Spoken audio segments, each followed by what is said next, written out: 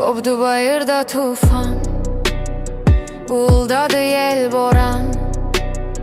Döyüldü pencere berç, açtı kapını külley. Yellendi çilçiralar, doldu eve soyuklar. Diyesen Şahta babadır gelen. Şahta baba, şahta can, hardasan bu vakta can.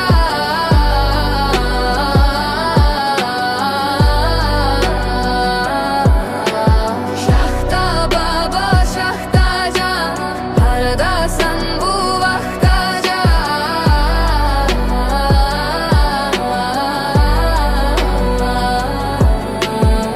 Büyüdüm, değişti dünya, nağıllar itti dumanla.